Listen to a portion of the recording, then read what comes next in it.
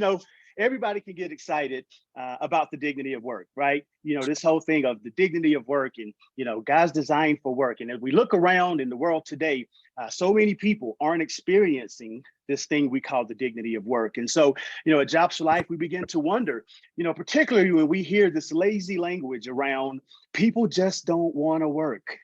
And I don't know about you, but that rubs me the wrong way. At Jobs for Life, we believe that we were created to work.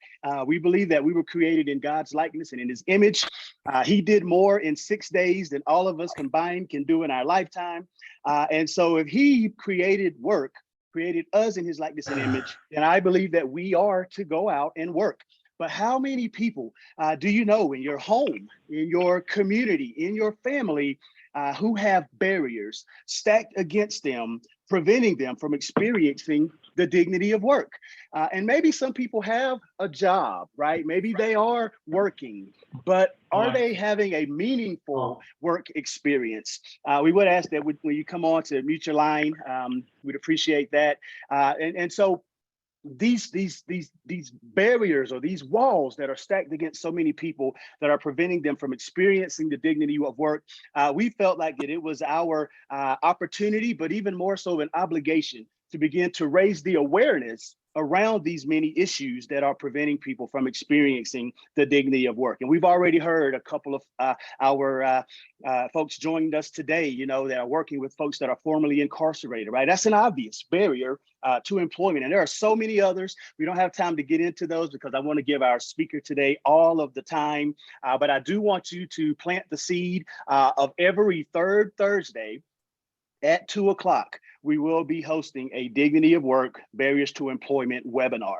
We'll give you more details on our August speaker at the end, but I want to just take this opportunity and go ahead and introduce our speaker who is going to be presenting us today on benefits cliffs. We've had the privilege of talking to this young man for, I don't know, maybe a couple of years now, when he introduced this information to us. And, all of us, I think someone said in the beginning, have heard the idea, the phenomenon, but didn't quite know how to corner it, right? What to call it, like, what is it? And more importantly, how do we help people overcome it? And he, along with the Georgia Center of Opportunity, who are great partners of ours, have taken a position to begin to attack this thing called benefits cliffs. And I want to steal his thunder, but he's not just talking about a boots on the ground effort like many of us are leading, but he's talking about it at the policy level as well. And so as you think about how this impacts your community, your municipality, your state, I want you to circle back with Eric.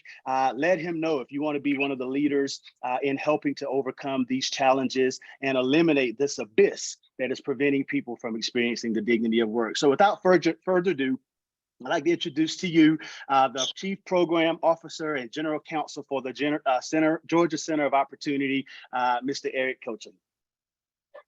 Eric, thank you for being with us today. Yeah, thank you for having me. I appreciate you and Jobs for Life for asking me to present today. And I've followed Jobs for Life's work for 15 years, something like that now. And I know that we're aligned and, in this common cause together. So thank you very much. And also bless you for calling me young. That hasn't happened in a long time. So thank you for that. Hey man, that should give you some wind at your back. So yeah, exactly. Exactly. So I always think when I'm presenting that starting with story is the best way to do things. So I'm going to do that now, and hopefully the technology will cooperate. Ryan, I'm going to keep an eye on you on your screen, and if for some reason you're not hearing, what I'm playing or it's not playing, just do something and let me know. Okay. Coming here to Atlanta, I actually was leaving a domestic violently abusive relationship. A lot of Americans can be one paycheck away from being poor. A lot of things crossed my mind, down to prostitution. I didn't know how to take care of my children. I'm not going to have my children not eat.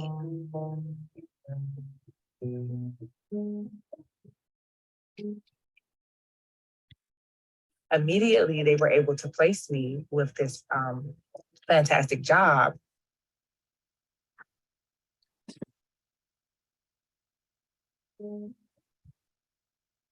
there was no way for me to take my son to daycare. So in 2 weeks, I might be out of a home, but in 2 weeks, I might be out of a job too, where I just sat in the car and just cried. If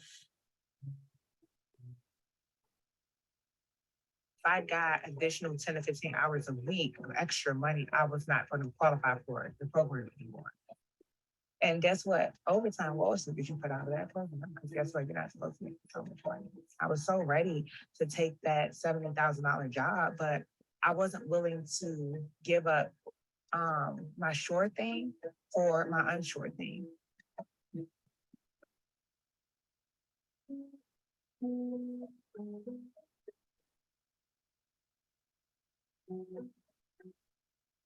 Do you want me to really be better, or do you want me to really be poor?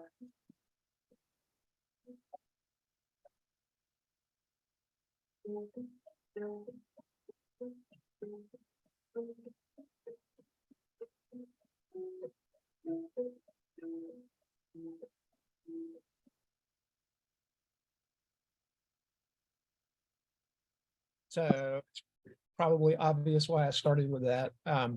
I'll just quickly recap the story that you heard there. This is a typical story that we hear relative to benefits cliffs. Frankie is someone that we met through our Better Work initiative, which is actually we're partnering with Jobs for Life in our Better Work initiative, and they've been a huge help to us in finding mentors and training mentors. But through that program, we're actually helping people in the community get connected with employers and other local nonprofits that can serve their sort of emergency needs. And we have paired Frankie with one of our employer partners. We have roughly 100 across the state that we work with. And she's a talented individual, has a great skill set, and she was offered what for any of us would be considered a very good paying job. And the catch for her was that she had a 90-day period that she was on probation with the company when she started, and she just was not willing to risk losing the benefits that she currently had for a job that she might not have in 90 days. Now, the resolution of that story is Frankie has gone on, and now she's doing well. She's out of the system. She has a good job, and things have worked well because other people intervened in her life to help her. But the system itself was not, the catalyst for her being able to leave the safety net system. So I start with that just to say this is a common problem. I'll talk about this a little more. But when we started in this work, looking at the cliffs issue, we were told it was anecdotal, that this was not a widespread issue. But as you'll see when I show you the benefits cliff platform, you're going to see that it's systemic. And that's something that we thought was true, but we truly couldn't prove it until we built this system to be able to show it and model it. So that's what we're dealing with. The very basic idea with the benefits cliff concept is if you have someone who's receiving benefits, and then the average case, it's a single mom with 2 kids, at least it is in the state of Georgia, a raise of as little as a quarter or 50 cents can cause a family to lose many thousands of dollars, 10 to 15,000 in some cases annually, just by getting a small raise. And so that's something that none of us would choose if forced to, and our families that we're talking to in the system, if they know what's happening, they don't make that choice, and they stay in the system, and they give up raises and give up promotions as a result of it. And just to give you a sense of the scale of the potential issue, just in one program, the SNAP program that you probably all are familiar with, that deals with nutrition and food, there are about 45 million, roughly, folks in that system right now in the country. And SNAP is the biggest offender right now when it comes to benefits cliffs. And so if you stay in that system long enough and you're working and you're earning additional income, you're fine where you are. You will eventually hit a cliff. So just keep that in mind in terms of scale. Okay. The other thing I want to do is just set the tone for kind of where we come from on this issue of how we think of people in poverty or people just struggling to make ends meet. And I know that this group is going to be with me on what I'm about to talk through, but I just want to give you the sense that there are truly two competing ways to look at people who are in poverty. And Ryan touched on this really well in his opening comments, but I just want to punctuate that a little bit because I want us on the same page. The first is exemplified by this quote that I'm going to show you, that I'm taking from someone who is considered or was considered a leader in our social services here in the state of Georgia. This was something that this individual said in a closed door meeting that I was part of and privy to with some of my team members when she was asked essentially, what can we do to help people gain independence from the system? Like, how do we do that? This is what she said. They just need to be made comfortable. Well, that was shocking to all of us. I mean, to me, it made me angry when I heard it. I do not expect anybody working in the social services field to feel this way about people. And I contrast that with the way that we look at this. And I think it's the right way. I think it's the way Jobs for Life, and especially Ryan, in the way that he articulated it, is that we need to think of people as wanting what we want for ourselves and for those that we love, right? We want them to be independent, to be creative, to find dignity and worth in whatever it is that they're doing as a profession or as work. And the quote, I love to show this quote from someone that I admire greatly who works in this field, Mauricio Miller. His quote, he came and spoke at an event for us, and one of the things that he said was, we need to find ways to make poverty escapable and not just survivable. And I think that's absolutely right. Mauricio founded the Up Together organization out in Oakland, California, and they're doing awesome work. He also wrote a book. It's called The Alternative. If you're interested in reading something that'll inspire you, I think it's a great book. But that's what we're about. We are working, all of us. When I say we, I mean everybody on this call at some level is of the mindset and of the professionally working to help make this a reality, I believe, right? And to the degree we can promote this way of seeing those in poverty and those who are barely making ends meet, the better our culture around how we work in poverty, in the poverty space, will improve. So just want to throw that out there. And I also want to tell you this with another quote, and after that, I'll stop with the quotes and get going on the meat of this topic. But, the other thing is that not only is there an attitude, sort of a paternalistic attitude a lot of times that we just need to make people comfortable, but the system itself through cliffs, and also there's a marriage penalty that keeps people from forming households that works the same way as cliffs. We won't get into it here, but we're discouraging people from working. We're discouraging them from forming families. And so we truly are, in a sense, just making people comfortable. We're not encouraging independence. And in the early days of the founding of our social safety net system, actually just a few years into the New Deal under FDR, at a State of the Union address in 1935, he said this about the system that he was helping create. He said that continued dependence upon relief induces a spiritual and moral disintegration fundamentally destructive to the national fiber. To dole out relief in this way is to administer a narcotic, a subtle destroyer of the human spirit. So even at the beginning, it was recognized that you cannot create a system that trapped people in it, or you would steal their dignity, right? And the caveat that I tell people is that in no way do I think the current system was created to be this way intentionally. It works that way. I think that's happened by happenstance over time, because it hasn't been built as a system that's really focused on independence.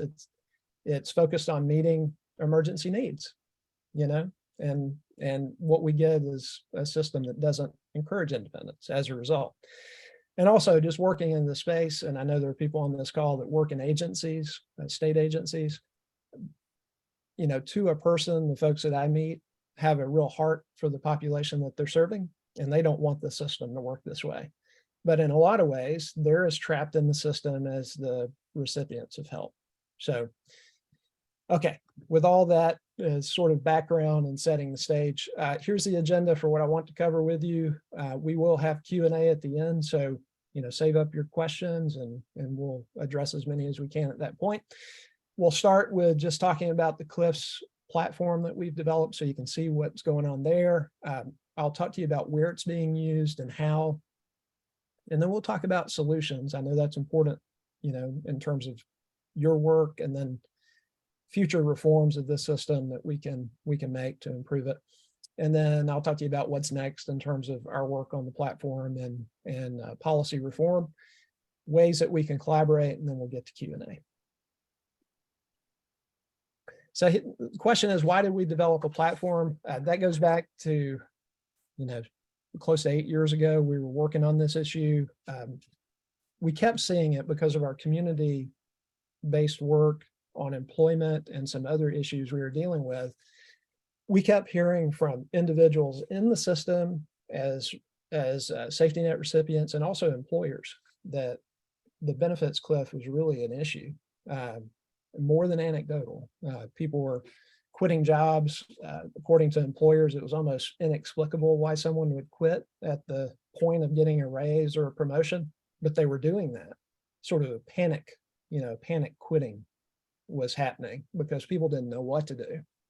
And of course, the recipients, we were hearing from them that they saw these things happening to themselves and losing benefits, or they knew that those things were coming if they accepted a raise. So we put together the first platform. It's a website. I'll show you the website in just a second, but it basically allows us to show, by compiling the rules of the programs, how the benefits cliffs work as people earn additional money if they're in the system. So that's the idea behind it. We wanted to first be able to see it, show that it was systemic, you know, and then also, because we would become, you know, pretty well versed in each of the programs by creating the system, we could also then see, well, how do you reform each one of these programs or the system overall so that you don't have cliffs? And so that's been very helpful in developing our reforms as well. So I will, let's see, we'll go to the demo, and I'll just show you how the platform works. You are more than welcome to go there yourself at any point, set up an account. They're free, and you can use the platform on your own, but it's benefitscliffs.org.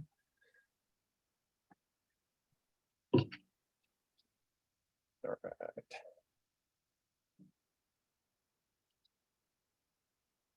Ryan, are you able to see the Cliff site? Do you see states? Okay. Yes, Yeah. yes. Great.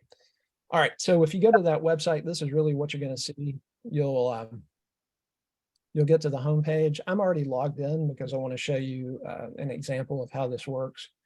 But when you go there, up at the top, around where it says log out, there'll be an opportunity to either log in or to create an account. And so that's what you should see if you go there. To use the calculator, I'll show you that in just a second. There's a link there. We also have some just explanations about what cliffs are. We have another story of one of our Better Work Initiative job candidates, JfL, and the problems that she faced with the cliff. And then information on all the programs that we cover in the platform, all the means tested programs that are included in it. And it is roughly 95% of all the money that comes down to the states for safety net benefits are covered in this platform, just to give you a sense of how extensive it is. The states, why do we have states? Why does that matter? Well, some of the programs are actually calculated not only to the state level, but down to the county level. And so we are currently in 12 states. We have 12 states in the system. And each one of those states, we model down to the rules at the county level. Okay. We have one state that should be added, West Virginia. It could be added any day. We're on the cusp of having it ready. It should be uploaded soon. So if anybody's from West Virginia, you'll have access to that here pretty soon. Okay. So if you go to calculator, if you click on that button that says calculator, it'll take you to this page. And it asks you essentially, let's begin. And it gives you the option to select the years that you're wanting to work from. For most people, you're going to want to know whatever the most recent data is, right? We have 2023 data, which is basically all the rules running these programs. We're in the process of uploading that data now, so that'll be ready here fairly soon. So you select your year. I've already selected 2022, and then you select either a statewide average for the state that you want to be in, and I'm in Georgia, or you can select one of the counties. And Georgia has 159 counties, so there's a whole bunch, but we'll look at the statewide average. And when I say using the calculator, basically what I'm saying is you're going in and you're creating a scenario that looks at the family structure of the family that you're working with, let's say. You know, if it's a single mom and 2 kids, you're putting their information in here. And it's showing you calculations based on what you're feeding into the system. So hopefully that makes sense. So I've already started filling this out so that it would be ready for you. But you start with the adults, and it gives you the ability to say, you know, who it is, mom or dad. And there are other roles that you can pick, grandparents, partner, and there are others that we want to add if it's like a fostering situation, that sort of thing. You can select the age of the parent, whether they are disabled, pregnant, married, or a veteran. Every question that we ask on here has something to do with how the benefits are calculated, in case you wonder why we're asking, you know, the questions that we do. Nothing on here is sort of frivolous or just for our information. It's all required in order to get the calculations right. The other thing we've done, and this is new, we've given you the ability to put in here any money that's coming to the household that's not from benefits. So if they're earning money from a job, you can say what they're earning. If there's child support coming into the household, you can have that as well. You can also, I didn't show you this, but you can add additional adults to the household. For instance, if you say that first adult is a mom and she's married, it's going to automatically ask you for the dad's information or the partner's information, depending on what state you're in. Okay. I've left all of this blank because most of the time we're not dealing with folks that have much of this coming in, and it makes for a cleaner example. Then on the children's side, for this one, I've set up the average scenario for us, which is a mom with 2 kids, you know, with their ages and stuff populated here. It'll go up to 6 kids. So if you have bigger households, you can factor those in by using this as well. For the sake of this example, I have a daughter who's 10. She is in school. She's not disabled. And we don't know what kind of childcare setting she's in after school, and that's okay. You can put that in. There are other things you could, if you know that it's a quality rated childcare and it's let's say a facility, you can put that in. If it's family care, you can put that in as well. If you put I don't know, it gives you a default value, which is kind of an approximation, an average, so you get a sense of what's happening with that family. Also have a male child that's 2 in here, no disability, and also don't have the information about what kind of childcare setting that they're in. When you do add these things in and you click results, it's going to populate a graph for you. And I'm going to show you or kind of explain to you what you're looking at here. And I'll try to do this quickly. So on the x-axis, this is earned income from work. Okay. So as they're earning money, this is what it looks like. And we do this in the model itself, it's like in 25-cent increments. So you can get down to a very, a very close number to what they're actually making per hour, but we turn it into annualized income. And then on the left-hand side, the y-axis is basically the combination of what they're earning from work, plus all the benefits that they may be receiving, or at least what they're qualified for. Okay.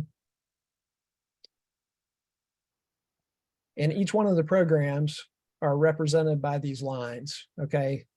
And we have a key up here that tells you, what the colors represent. Like this top line, this is going to be housing. So Section 8 housing. The yellow is child care subsidy. Child care subsidies and housing are not everybody receives those. But if you're getting it, this is what the graph would look like, and so forth. The thing to notice and where cliffs come in are points like this. All right, for this single mom of 2 kids, at the point at which she's earning about $23,000, she hits a cliff.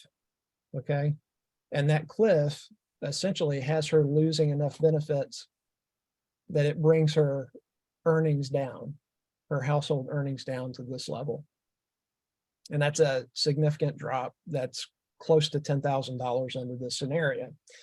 And the thing to notice is the medical and, well, actually it's food. The SNAP program is driving a lot of that at this point for that particular cliff. And the way that you can know that is you see the drop is generated here at this point.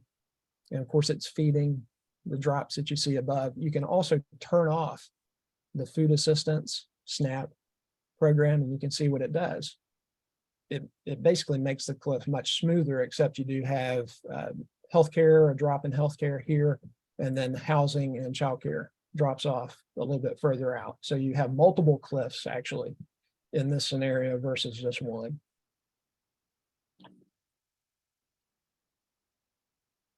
So that's basically what this is showing you. A couple of features that we've built into this to make it useful for really anybody that's working directly with clients is anytime you run a scenario, you can save it. You can save your scenario. That's what this little floppy cartridge symbol means. You can save it. When you log back into the system, you can pull this back up. So if you're working with a client and you've already gone in and built a scenario to kind of see where they are, you can come back if they tell you, hey, I'm up for a raise and it's going to be $1, let's say. You can come back in and put that into the system and update it, right? So you can see how it changes their picture in terms of what they're earning. And if it makes them, fall over a cliff, at what point they fall over the cliff, that sort of thing. And you can do as many of those scenarios for clients that you may be seeing as you want to. So there's a lot more to this that I could walk you through. I'm going to stop with that and move on to the other parts of this. I'm going to pause for just a second.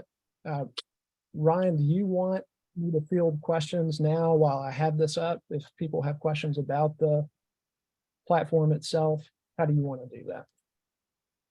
Sure. If someone just has a burning question right here that it makes sense to use some of what Eric has already shared, please either type it in the chat or unmute yourself and share.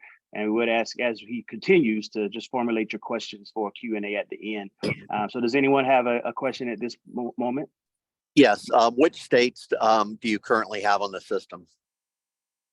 Yeah, I'll pull that back up for you. Here are the states, and you're going to notice most of these are in the Southeast. Utah and Missouri are basically our outliers, and we started in the Southeast because of the poverty issues related to the Southeast and the fact that we're in Georgia. It just seemed like the natural place to begin. We expanded to Missouri and Utah because we have relationships with organizations in those states that really wanted their states added to the system. And that's the same way we're getting to West Virginia. There's an organization there that really wants to do welfare reform work in West Virginia.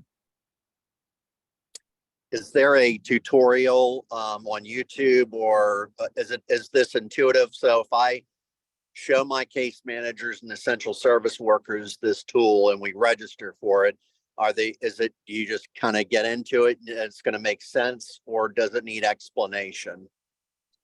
So two things. We think it's fairly intuitive as you kind of walk through the process of adding, a family to the system.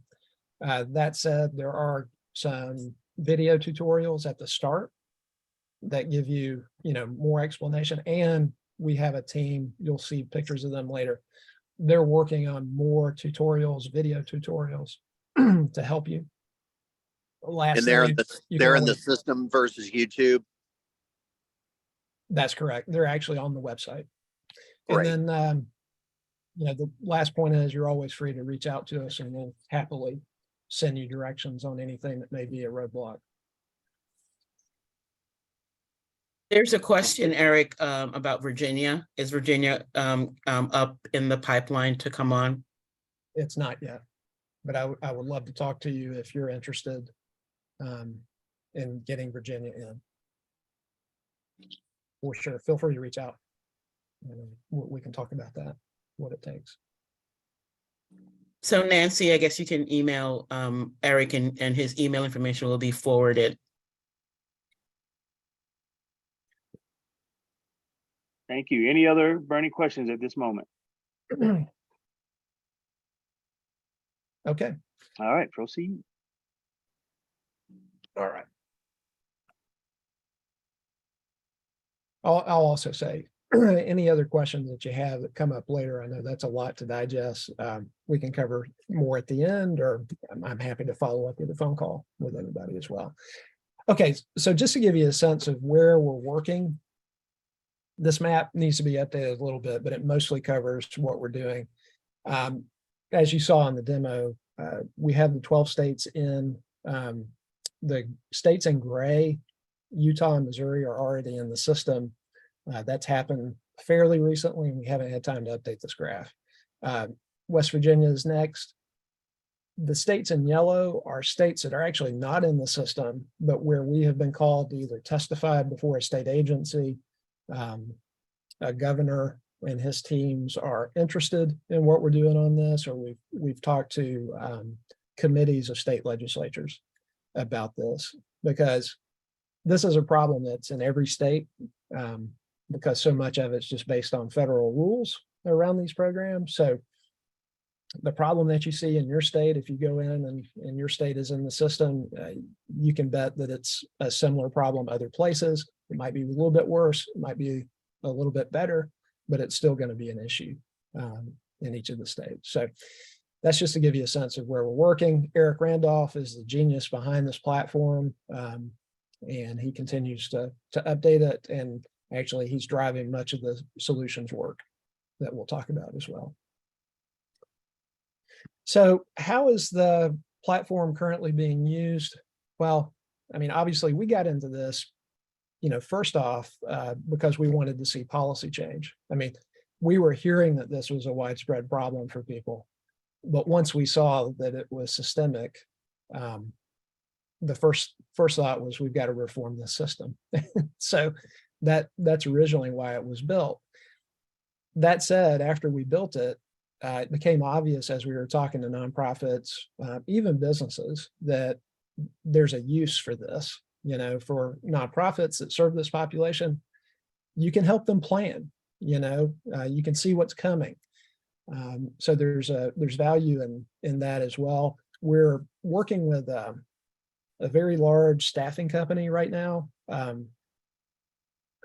to essentially model their employee base in the system, to give them a sense of when their employees will be hitting cliffs, because they have many employees who are kind of on that bubble. They're receiving some benefits. They're starting to earn raises and promotions. And they've noticed that they lose a lot of people at, somewhere between $15 and $17 or $18 an hour. And that's where a lot of the most extreme cliffs happen.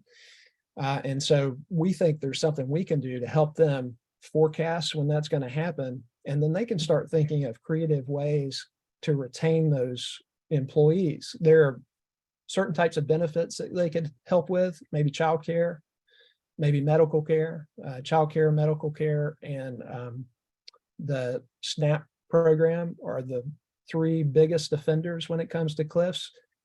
Those are things that, depending on what's available in your community and what you can do in your, your own company, those are things that you might be able to work around for, employees. So that's another way that's being used. On the research and academic side, we have a PhD researcher out of the University of Michigan that's doing his dissertation on the impact of the cliffs to the labor force, discouraging work.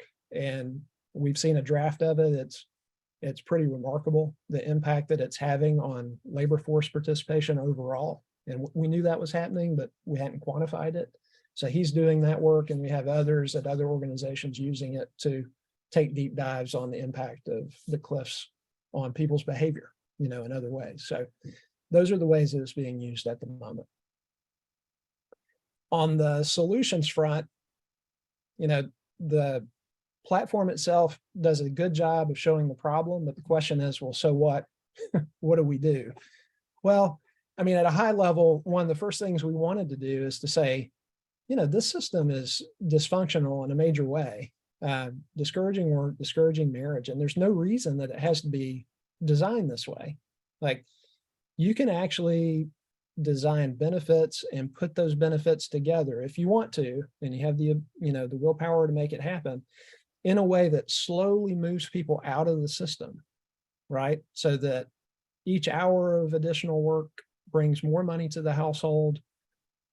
Each raise brings additional money to the household overall, and there are none of these cliffs built into the system. So one of the first things that Eric Randolph did was build a model just showing, it's not perfect, it's rough, but the idea that you could coordinate these programs and structure them in a way that people just slowly move out of the system and are incentivized to do the things they need to move themselves out. And so that was the first thing. The next phase of that is he's actually working on each one of these biggest offending programs, and the SNAP program is the first one that he's working on, and creating a model that basically looks at how that program operates in a state and looks at all the variables driving, qualifying for the benefit and how much the benefit ends up being. And by doing that, you can identify the individual variables that are driving the cliff effect and target your reforms to those variables. If that's, at a granular level, he's figuring out what's causing cliffs in each one. And next up, he's going to do childcare because that's a pretty big offender. And then Medicaid is another one that's creating a pretty big problem. And of course, there are others, but those are the big ones that will come first. So that's another area that we're looking at for reform. So out of that comes policy recommendations for the state.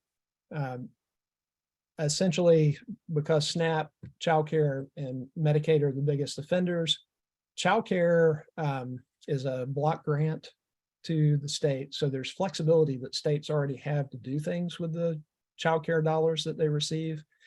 We have ideas about how they can structure things to eliminate the cliffs through their current authority. SNAP and Medicaid, there are waivers that are available from the federal government for states to pilot reforms and to show what they would do differently to eliminate cliffs. So we're recommending that states do that, go after those waivers, create those pilot projects, and to show that it does not have to work this way.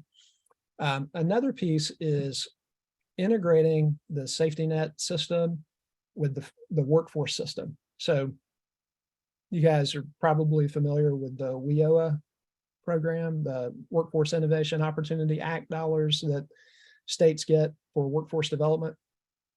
Well, the state of Utah over 20 years ago essentially integrated their safety net programs and their workforce development programs in a way that the safety net programs became work support programs. That's how they think of it.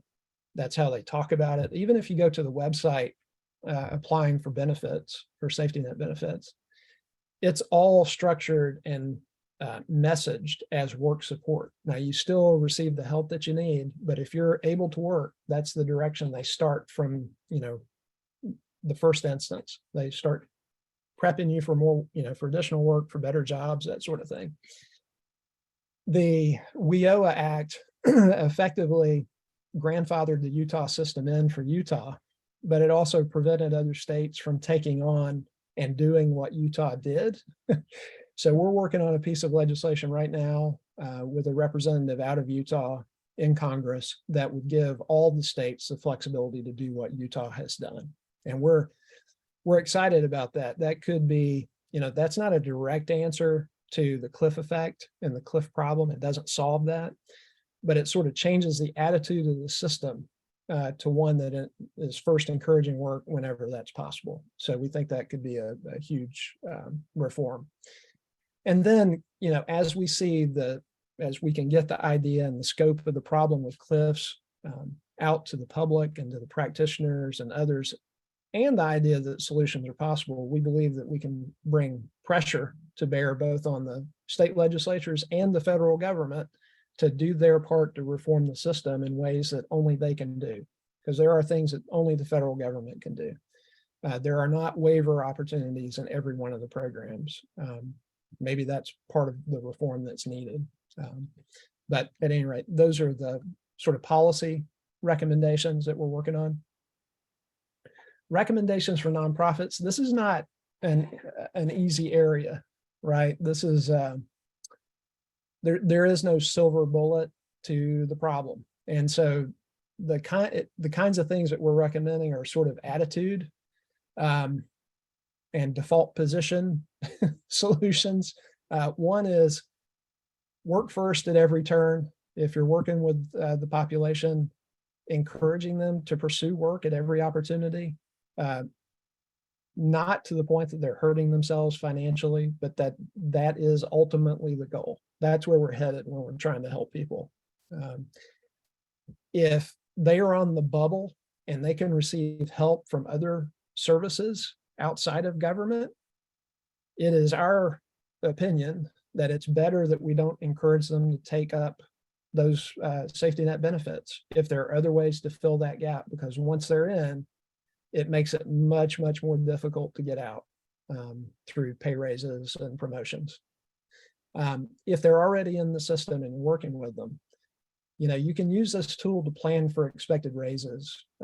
One thing they could do with an employer, depending on the amount of money they need to sort of leapfrog a cliff, it may be that they could use that to negotiate a higher raise that actually prevents them from experiencing a cliff. That's one thing. It could also be a way to have a conversation with them about the kind of training and other things that they might want to consider in order to leapfrog that pay gap, that cliff that they may be facing. It could encourage them to go ahead and take on some program that could be paid for through the WIOA workforce development programs that would get them trained up for something better, higher paying. For people who are working with companies that are open to the discussion, those companies could offer things like childcare. They could offer healthcare benefits because those address two of the biggest cliffs that people face in the system. And if folks are about to hit a cliff in childcare or healthcare, maybe an answer for that person is to get it subsidized through the company. And for the company, losing a person that they've invested a lot of time and training into versus kicking in for these benefits, there's likely a cost savings in that, depending on the kind of role that they have. So those are very high level for organizations like many on the call to do. So what's next with the platform? Obviously, I think we want to get this in all 50 states at some level. I think it does mean something to be able to see what's happening specifically in your state and help people in your state actually figure out what's going on and help them navigate the system. Solutions tools for each program, I mentioned those, so that we can solve the problem down at the program level versus just talking about the need to eliminate cliffs. We need to be able to show legislators and agency leaders practically how you do that within an agency. We're going to have the ability to do state and county comparisons. Sometimes that's helpful. The marriage penalty that I mentioned way at the beginning, we have modeling internally at GCO on that. And it's actually, when you look at it, it's more shocking than the benefits cliff because there are certain times when, let's say a mom with 2 kids who's in the system, for it to be financially beneficial for her to marry, let's say the father of her children, he would have to be earning somewhere in the order of $40 an hour for that to make sense financially, meaning she's going to lose more than he would bring to the household in additional income. And to me, that's crazy. And when you show people that, there's a visceral reaction to that issue. So we want to incorporate that, and we think it'll actually help the case for reform tremendously. I talked about some of these. We want to continue developing the tool to better help nonprofits and others who are directly serving this population. We think there's a good bit we can do yet on that front. And then, at some level, this conversation, this presentation, a lot of the ones we've made around the country is about building a grassroots movement to fix this system at the federal level, to get states to act. And we think the only way to do that is to make the problem as plain and as readily accessible to as many people as possible, and to build that demand for change. So what can we do in terms of working together with organizations like the ones on the call? We can definitely collaborate. You can use the system. We would love feedback on what would be useful to you working with clients, or if you talk to state leaders about this and you're wanting to champion reform, how can we equip you to champion reform? We are willing to talk to anybody about this. I mean, anybody, present to anyone, any group, go to the state legislature, testify, whatever you think is helpful. If you have any connections like that, we would welcome those to continue to spread the word about the problem. And in terms of my presentation, that's what I wanted to get through. So I appreciate you guys listening, and I will open this up, Ryan, if you want to Q&A. Awesome, Eric. Thank you so much, my friend. There are a couple of questions spread throughout the chat, and I think the first one we got is Virginia coming from, well, it's a comment rather, Reginald Brown. This could go deep, but he said to please talk about the mindset that benefits are more permanent than wages, explaining why people do not want to work more. Discuss policy suggestions to enable quick reinstatement of benefits if wages decline, in the example of a layoff, slowdown, strike, natural disaster, pandemics. That is a deep question. I'm going to pull that so I can read it. That was a multi-part. Yeah, that was multi-layered there for sure. Okay. Reginald Brown in the chat. Yeah, the mindset question is right. I mean, that is at the core for a lot of people, right? Especially we talk about generational cycles of poverty, and sometimes you'll meet households where this is not the first generation that's been in the system. This may have been going on for many generations, and this may be just part and parcel of what the life experience of someone is, and they think this is just part of life. We've done some focus groups on that, and I think, look, those of us who are kind of on the ground working directly with individuals in this in the system or on that bubble, they might be next week if they don't get a job, that kind of thing. I think it's around coaching and being an example. The relationship aspect of this is, to me, like the most important aspect of what we do. We talk about poverty being a poverty of relationships. We truly think that. I mean, yes. For most people, poverty is driven because they have no social network. They don't have the resources and things, and they don't have connections. They don't know people who are maybe going to work every day, 8 hours a day, or they don't like their jobs. The only people they know who are people who hate their work. You know, to the extent we can help people in the community who are in this, in this world, dealing with this system, develop new connections with people who have a bigger vision and a compassion and a love for others. I think we're setting them up for long-term escape from this system. And I don't know of anything else that actually provides that, to be honest with you. And so, Jobs for Life focuses a lot on mentoring. We are tapping into that in major ways through our work, and we truly believe in that. We think, whether it's someone on our team or a mentor that we've helped recruit and train through Jobs for Life, like we have to make that connection, to help people sort of get out of the mindset that you're talking about here, Reginald. Policy Yeah, suggests to enable quick reinstatement of benefits of wages after a wage decline. I'm not sure what to say about that, to be honest with you.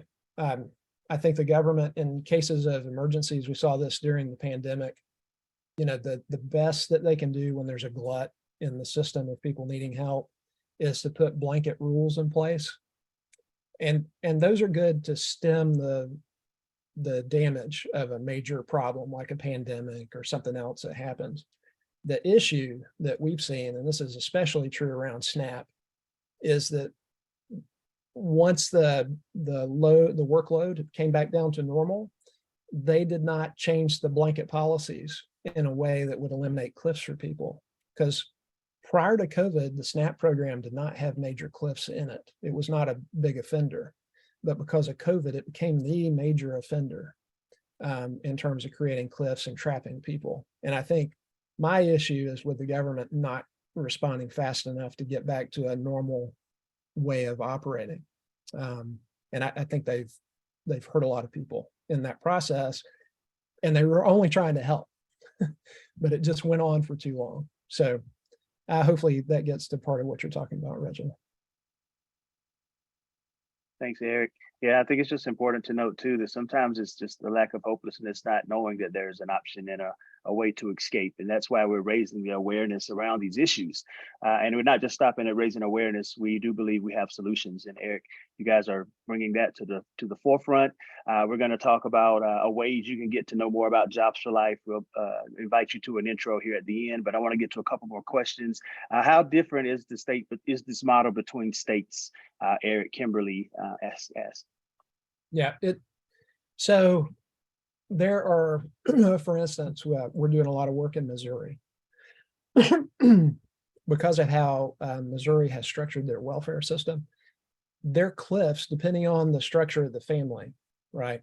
Their cliffs are not necessarily as bad as other states. The ones that we see are fairly minor. They can still affect behavior enough that they need to be fixed. It's how extreme the cliffs are in each state. First off, cliffs are everywhere in every state. I feel safe in saying that. The question is, how bad are they in these programs, right? And that depends an awful lot on what the family very specifically looks like. Whether how many kids are in the household, whether someone is disabled, because that changes the mix of programs that they're actually receiving. And you can imagine how much it fluctuates. Now, I will say, we have not modeled states like California or New York yet. And it's just our gut instinct based on what we see is that the cliffs in those states, just because of how they do their benefits systems, are going to be pretty extreme compared to, say, Missouri or in Alabama, states like that. Thanks, Eric. Rick Morgan asked, are you talking to the North Carolina legislator? So in North Carolina, we actually are talking to the leadership in the House. That's who we're talking to now. We have pretty good connections with the chief of staff for the oversight committee in the House. Is a long-term friend of GCO's. We've known this person for years, and they're looking at ways to do the workforce and welfare integration piece so that it becomes work support. So we're working on that front. That said, we'll take any additional connections that anyone has. So as many champions as we can form in any state, we'll do that. That's what it takes, critical mass. So thank you for asking. Great. And on that note, Carrie said, what great work you are doing. This makes so much sense, and she can do what she will to help make change. Let me just iterate, we will be sharing this recording out. And yes, we ask that you share it. This is an awareness campaign, right? We really want to raise the awareness. And Eric means it when he says he'll take your call. He'll do this presentation for you and your organization. And again, we just want to make the give the exposure here. So no more questions in the chat. Does anyone like to come off and ask a question that you may have? And we got a few more minutes here. Again, we want to honor time, but we also want to make the most use of this opportunity and Eric while we have him. So if you yes, I have a question. Go ahead. Okay. This is Connie Mason in Florence, South Carolina. I work with the WIA program, and something that you said about the integration with Utah, how is that progress going? As far as, I think you said that it was barred at one time, and now they're trying to do legislation to kind of overturn that? Okay, so in Utah, they actually have integrated the benefits system with their workforce development system. That has been done in different phases over the last 20 years, actually. And when WIOA was authorized, I can't remember what year, it's been in the like 2018, 2019 timeframe, if I'm remembering right. All the stuff they had done in Utah to integrate those systems was allowed to stand. But the Workforce Innovation Opportunity Act essentially prevents other states from adopting that same model now if they want to. So we're working on legislation now at the federal level to give permission to all the states. If they want to, it doesn't force anything, but if they want to adopt what Utah has done, which has been extremely effective, by the way, then they would have the power to do it. We produce research, I think it's been a year and a half, 2 years ago now, that looked at all the states and their response to COVID. And Utah stood out. I mean, like a bright light from the standpoint of when they had to shut down for COVID, their workforce participation numbers didn't drop nearly as much as any other state. Like it was significant, but it wasn't like in the other states. And then the kicker was once they opened back up, and they opened up about the same time other states did, their labor force participation rate came back faster than any state, and it actually surpassed what we would have expected if there had been no COVID shutdown. Now, Utah is a unique state for a lot of reasons. We all know that, but this program, this way of doing benefits and workforce had to play a role because every person who's coming to the state looking for unemployment insurance, any of these programs is being directed to the jobs that are available. So we're confident that it had a major role in that, and we want other states to be able to do it. Thank you. Have a better understanding. Okay. Thank you, Connie. Appreciate the question and you being here. And Eric, you have something else? Well, I was just going to say, if I can get some reports, like one of the guys, his name's Mason Bishop. He worked in the Utah state government during the time that they were putting these programs together. And he wrote a really good piece on what they did, like practically to make it happen and the outcomes that they've seen from it. So I can send that. And I guess, Ryan, you could probably get that out to everyone. Yeah, happy to. Yeah, we'll get a follow-up email together and get out. That'll include this recording, Eric's info, and what he's referencing there. We have one other question from Tim. And as Tim comes, I want you all, before everyone begins dropping off, mark your calendar. We do a twice a month Introduction to Jobs for Life webinar. And so we have one next Wednesday, July 26th at 12 noon. If you go to jobsforlife.org events tab, you can follow all of the events that we're having. And again, we'll be back here next month on the third Thursday of August the 17th, talking about hiring with impact. Again, where we're going to address you, but also provide a solution. Tim, please share your question. Thanks, Monica. Hi there. Can you hear me okay? Yes. All right. Sorry, Tim is also on this call. I was going to say that doesn't sound like Tim, but we'll Yes. take your question. we work for the same organization, and one of the questions we have, so I'm the director of adult programs, working with the vulnerable population in our public housing here in Virginia and Richmond. And I'm wondering how Eric or anyone else that with Jobs for Life, we run a Jobs for Life here, would you inform a workforce development class about these benefits cliffs? I'm just wondering how would you go about informing them and not trying to hide through a Jobs for Life class and then tell them at the end of it, or, just where do you find yourself in navigating and informing folks with this? Yeah, so, the platform itself, like if you go in and you do a scenario for a family, you could actually email that out. You could send that to someone like in that family if you wanted to. That approach, I think, is just going to scare people, and or make people make rash decisions. I think the information has to be delivered in the context of coaching and in the context of an established relationship, trust relationship with the person that you're speaking to. I would not want to send a safety net beneficiary to this website and say, hey, go look and see what could happen to you.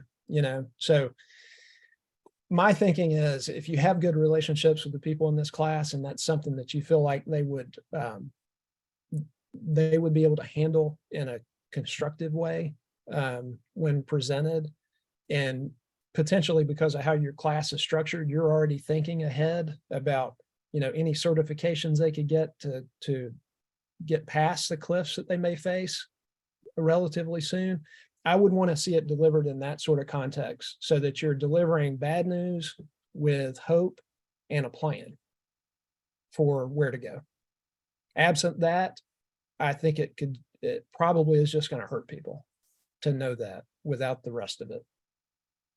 And if I could add, I don't know, for those of you who are doing Jobs for Life and are utilizing the new curriculum, we have now given there's an extra session that you can utilize and incorporate the benefits clip as part of that session. And so whether that's in week 4 or week 5, because students have built relationships already with mentors, they're getting the opportunity to look at jobs already. And so maybe doing that session of doing individuals benefits cliff midstream would add will enhance as they go through the rest of the class. And so the new curriculum includes the opportunity for you to include that if that's what you want to do in your class. That's great. Thanks, Margaret. Yeah, thanks, Margaret. I was hoping you chime in on that one. All right, we have one final question in the chat, and let me just say thank you to everyone for joining us. Rick asked, as the need for policy reform is agreed on, are there any specific changes being discussed? What ways of pivoting, doing things differently? Yeah, that's a huge question. I'll leave you with a couple of things. One, if you're interested, you can always go to our website and pull down reports that we have written. We have really everything from a grand plan of how the federal government and the states could reimagine what this entire system looks like. I think it's a wonderful plan that would solve a lot of these problems immediately if we could get our hands around it. Understanding that the federal government moves at a glacial pace, and they don't like to necessarily originate a lot of things. No offense if anybody's working for the federal government on here. We think a lot of this is going to have to start with the states. TANF reform really started in the states. The federal government saw that it worked, that it helped reduce poverty, that folks actually could sustain themselves under a different way of doing a program. So that's what we're focused on, getting states to take on these initiatives, seeking the waivers, developing pilot projects that actually show you can eliminate cliffs. And we hope marriage penalties as we figure out what that looks like. If we show that in the states, the federal government will feel pressure to reform itself and to fix these programs in line with what the states are doing. And I really think that's the way to do it. That said, we're always looking for inroads at the federal level. So if there are opportunities, we want to take advantage of those when they pop up, but we're trying to create those opportunities right now at the state level. So hopefully that answers your question. Awesome. Well, I'd like to just say thank you. It's always tough to end these things, but this is just incredible information. I know just tons of questions, lots of information to process. So again, I hope you've captured Eric's information. We'd love to see you on our webinar next week, as well as the next Barrier to Employment webinar on next month. Thank you, Brad. Yes, this is excellent stuff. And you know what I love about what we get to do with Jobs for Life, someone reiterated, Eric, when you brought up relationships. That is what it's all about. And the more we can form relationships, the more we can form community, the more we can unite around these issues that are preventing people from, again, experiencing the dignity of work and flourishing in their communities. I was at an event this week, and I wrap up here, and I was just saying, I still believe in the power of human potential. When we can give someone hope and then align some skills around that and begin to reduce some of these barriers that are just in front of people's way, we can begin to see economic mobility just in an amazing way in our communities and along with our families. So Eric, again, thank you so much. Appreciate you and all the work at the Georgia Center of Opportunity. To the Jobs for Life team, Monica and Margaret, thank you for working alongside doing this great work. And to all of you, whether you're a Jobs for Life site, whether you're working for your workforce development in your community or you're working another organization, continue to keep your hands to the plow. There's plenty to do, and know that we're all here to support you. So God bless you, and we'll see you all soon.